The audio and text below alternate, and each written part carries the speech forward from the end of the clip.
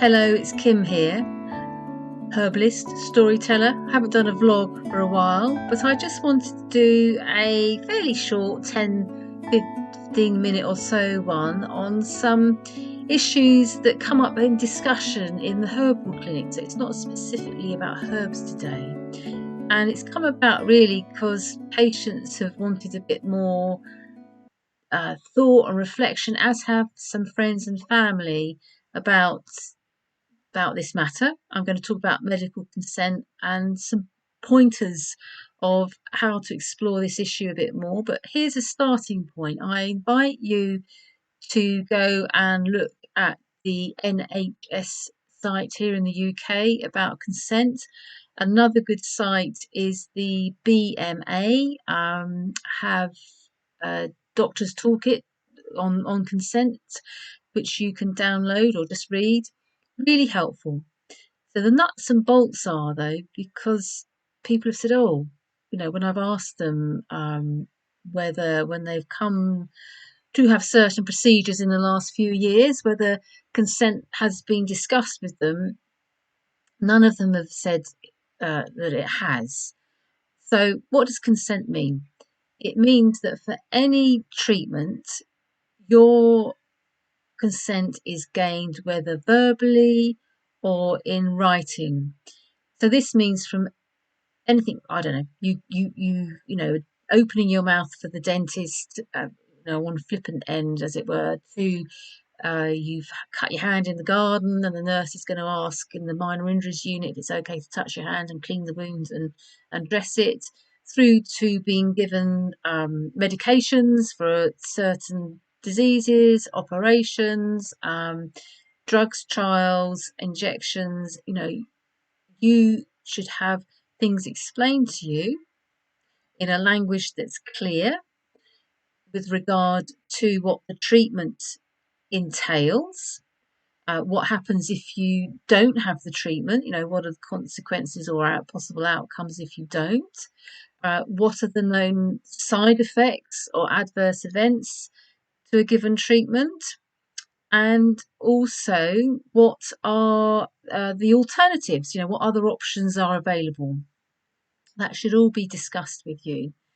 And equally, if the practitioner doesn't know the answer to certain elements of that discussion, that either you ask or they should offer it up, say it is a experimental treatment being given to you and they haven't got the outcomes of the data, or the data's not available, or being hidden, then they should say, either I don't know or this is the situation. So absolutely key that the decision making and the responsibility resides with us. We're the ones who live with the consequences of what we do and don't do, and that we have some agency, absolutely have agency around these matters. And what I end up usually doing in these conversations with people is we touch on why people override, or don't don't stand up for themselves in certain situations. And that is a really powerful arena to look at. Often it's because we have given deference, we've given our agency away to someone that we perceive has got more power than us, or more knowledge, which they may have in certain aspects, but it still is our life and our body. It may be because we're frightened. When we're frightened or fearful, we invariably make decisions that override our common sense and override our critical thinking capacities. So that's a huge arena to look at, and we often make decisions just because other people have done it or are doing it. So that kind of peer group pressure. And again, that I would suggest is problematical. Uh, but especially when it comes to health, or we take a decision not because of a medical need, but because of some external coercion or pressure. And we've seen that go on very much, haven't we not, in the last few years? So within all of that, if you just give yourself space and time to go and research this, to draw breath and to think calmly. And what I was going to say was that, if you feel pressurized to do something, or you're dismissed, or you're shouted down because you've got a question, or you override your intuition, or you override your gut instinct, this is, to me, a red flag that, again, something's really out of kilter. And let's remember, everything in life has a consequence. Whatever side of the equation you go to, there is always a consequence. And I'm not being alarmist when I say that life is always full of risks and challenges. And the most important thing is that we make decisions, about actions that we take with as much information and with as much responsibility for ourselves as we can. And if we're not going to do that, then maybe quietly admit within ourselves when we're um, maybe wanting to occupy a place where we're wanting to be taken care of, or willfully naive, or willfully blind. And I'm an advocate for going, look, life is full of challenges, and it's much better when we engage with our actions consciously, and robustly. No one said life was ever going to be easy.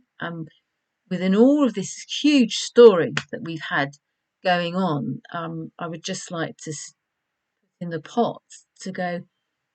We have human bodies. That, it's a physical being. It's going to meet limitations. It's going to meet ill health. And what can we do to optimize our well-being for ourselves? And then when we need help, to go and seek help, that we can engage with the practitioner in asking questions, and have things explained clearly to us.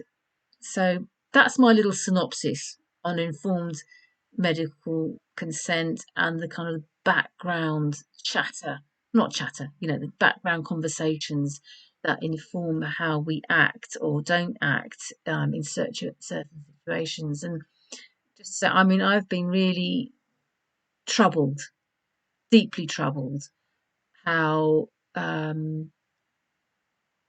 informed medical consent seems to have gone out the window.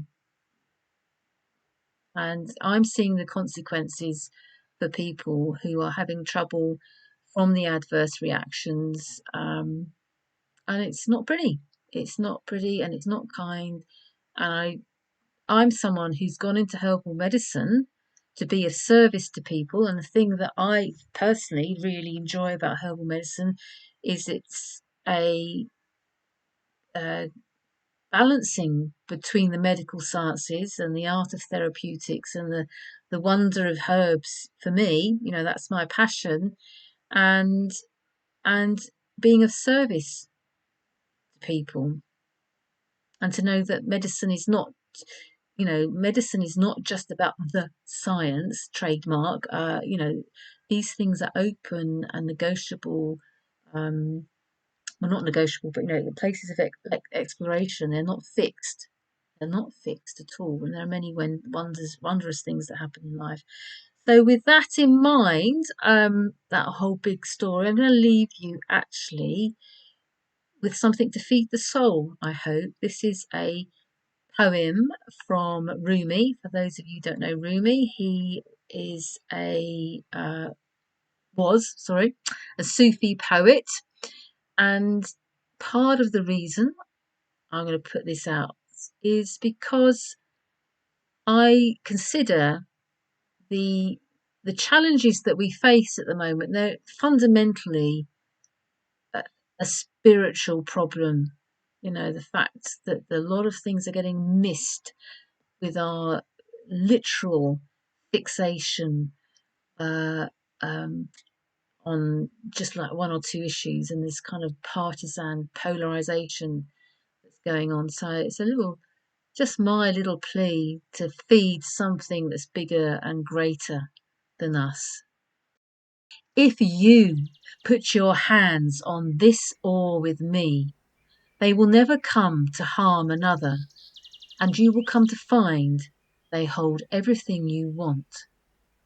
If you put your hands on this oar with me, you will never lift another thing to your mouth that will wound that precious land, that sacred earth that is your body.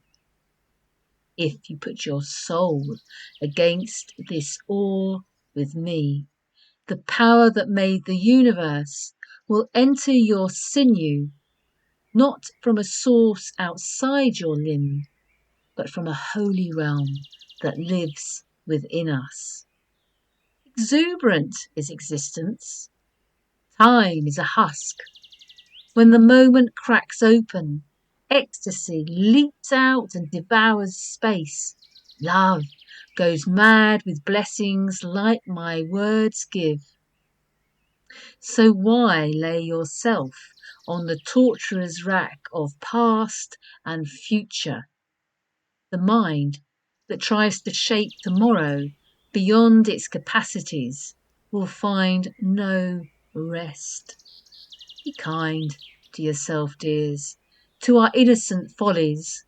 Forget any sound or touch that does not help you dance.